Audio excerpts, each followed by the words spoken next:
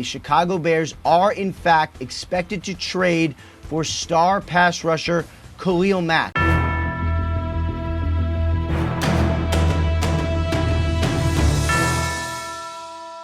Hey, what's going on, TPS? It's Luca Rosano back with another What If video. So sit back, relax, and spider to what banana? Spider to why banana? Spider to why banana? There's a beautiful banana. Doesn't it look like a banana, Mike?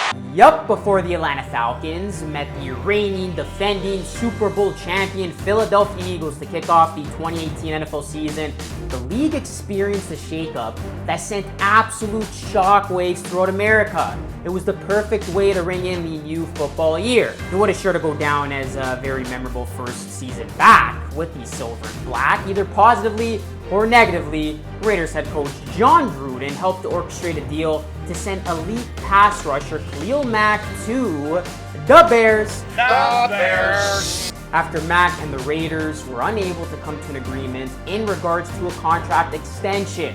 Mack had been in a holdout for several months prior to the move being made. And while Reggie McKenzie is general manager of the Raiders, Gruden reportedly has the approval of owner and reigning ambassador of the Bowl Cut Club, Mark Davis, to have a large influence on personal decisions.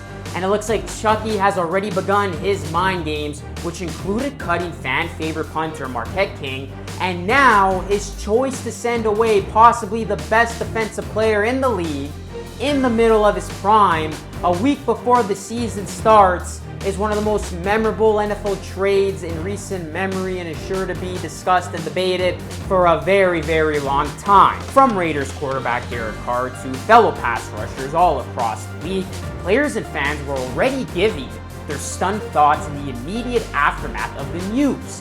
From the vast social media landscape to even Wikipedia, everybody and their grandma, shout out to my grandma, had thoughts on Gruden, Mack, and the Raiders, though not all were negative. Patrick Mahomes, Phillip Rivers, Case Keenum had already sent gift baskets to 1220 Harbor Bay Parkway. On the other side of the trade, while their quarterback position may not be the strongest in the NFC North, Chicago Bears fans may have gotten the next best thing. A defensive player who will have little trouble getting after rival passers, including Aaron Rodgers, Matthew Stafford, and Kirk Cousins of the Vikings. Mack, with his trademark stormy, husky, brawling, rush off the edge, should have no problem adjusting to Chicago. The Bears have not had such an elite defensive talent since arguably Hall of Fame linebacker Brian Urlacher. Remember him? Chicago also had no problem making Mack the highest paid defensive player in league history, agreeing to a 6-year, $141 million extension with the 2016 NFL Defensive Player of the Year. Rams star defensive tackle Aaron Donald was the highest paid defensive player for just one day.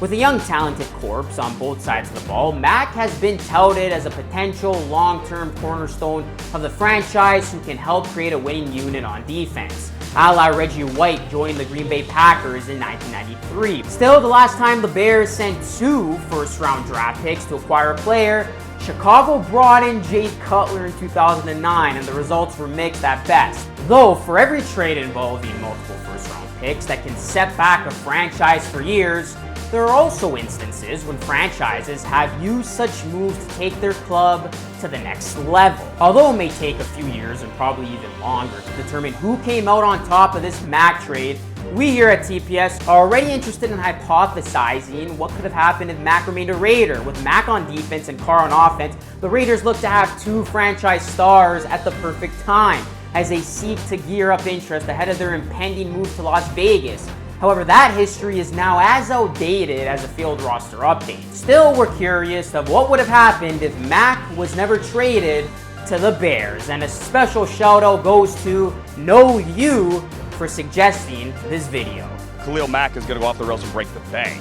And are the Raiders and Reggie McKenzie and Khalil Mack any closer to getting that inevitable extension done?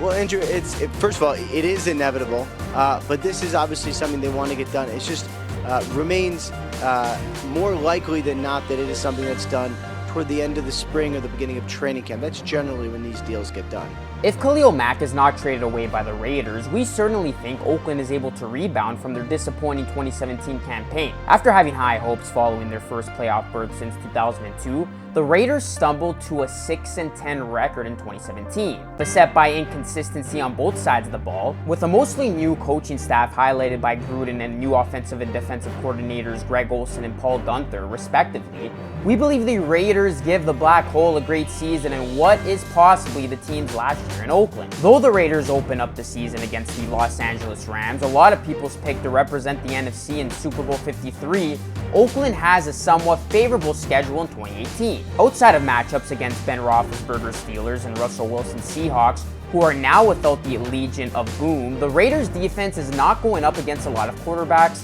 who have shown consistent elite play throughout their careers. The list of quarterbacks the Raiders' defense will be playing include Case Keenum, Ryan Tannehill, Tyrod Taylor, or Baker Mayfield, Sam Bradford, and Andrew Luck, who has not played a regular season game in 2 years. They also face Patrick Mahomes and Jimmy Garoppolo, who combined to start 6 games a year ago. Against so many average and fresh-faced opponents, the Raiders' defense, led by Mack, greatly improves from its lackluster season the year before. Instead of finishing 23rd in total defense, the Raiders climbed to the 12th spot in our opinion. Some of the reasons Oakland's defense was below average last season, as true with any club, has to do with being on the field so often due to an inconsistent offense. Mack, again, has a very productive year, racking up 17 sacks and making the Pro Bowl and All-Pro first team for another season. On the offensive side of the ball, Carr, like the rest of the team, has a bounce-back year. Gruden, who started out as an offensive coach, helps Carr return to form. It also helps that Carr is fully healthy this season after suffering a back injury in Week 4 of last season. Though the 3-time Pro Bowler started in 15 games last year,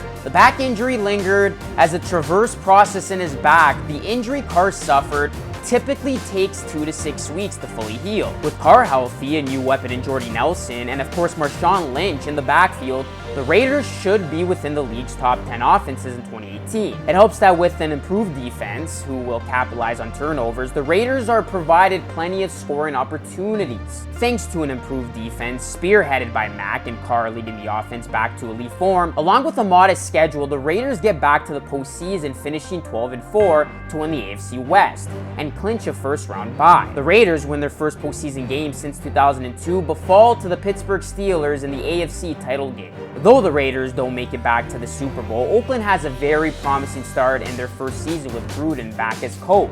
Oakland, led by Mack and Carr, used the experience and lessons from the 2018 season to kick off a nearly decade-long stretch of division titles, postseason appearances, and Super Bowl runs. This includes back-to-back titles in Super Bowl 55 and 56. Mack becomes a beloved figure in Raiders lore, breaking the club's all-time sack record, which is currently held by Greg Townsend. Mack becomes the best pass rusher in the storied franchise's history. Carr surpasses the legendary Ken Stabler as the best quarterback in Raiders history, winning 2 Super Bowl titles and breaking most of the club's statistical passing marks. Gruden follows the model of legendary coaches like Don Shula, Bill Parcells, Dick Vermeil, and Mike Holmgren, and takes 2 different franchises to the Super Bowl. However, unlike the previously named coaches, Gruden becomes the first coach in league history to win a Super Bowl with 2 different teams. With 3 Super Bowls, Gruden is considered one of the best coaches in league history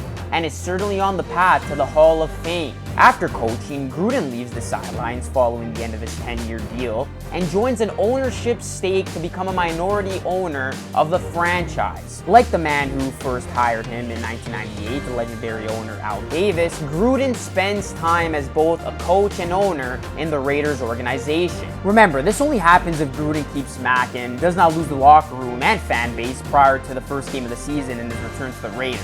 As for the Bears in this what-if timeline, they finish in last place in the tough NFC North. Without Mack, Chicago goes 5-11 in a division with Aaron Rodgers, Kirk Cousins, and Matthew Stafford. While Mitch Trubisky is certainly not a bust just yet, he is still developing his talents in a division with established Pro Bowl quarterbacks. On the defensive side of the ball, the Bears are filled with young and talent, but without an established All-Pro like Mack, the defense finishes about league average.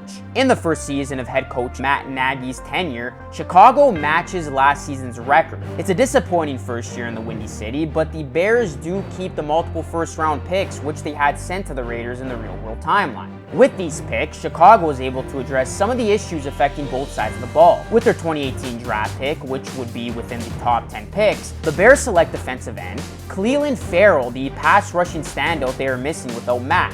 Ferrell doesn't quite reach the level of Mack, but he still has a solid career in Chicago and makes a handful of Pro Bowls. The following season, Chicago selects quarterback Tua Tagovailoa to compete with Trubisky for the starting job. Tagovailoa replaces Trubisky as starting quarterback in 2020 and becomes the best passer the Bears have had since Jim McMahon. While the Bears miss out on Mack, picking up Ferrell and Tagovailoa is certainly not a bad second prize. But the real winners of this what if are clearly Mack and the Raiders, who go on to win multiple titles and achieve legendary status throughout the next decade. Of course, this only would have happened if the Raiders had not given up Mack to the Chicago Bears. What do you guys think? Do you think the Raiders messed up their future by trading away Khalil Mack in his prime? As always, hit us up in the comment section below, and if you enjoyed this video, hit that like button. And also, if you're new to TPS, hit that subscribe button because we post great videos like this all the time. And remember, if you have a what if scenario that you want to see, suggest it in the comment section below. And if we use your idea, we will give you guys a shout out. It's as simple as that. It'll be interesting to see how the real world Raiders do this season without Mack. Thanks for watching. We'll see you next time.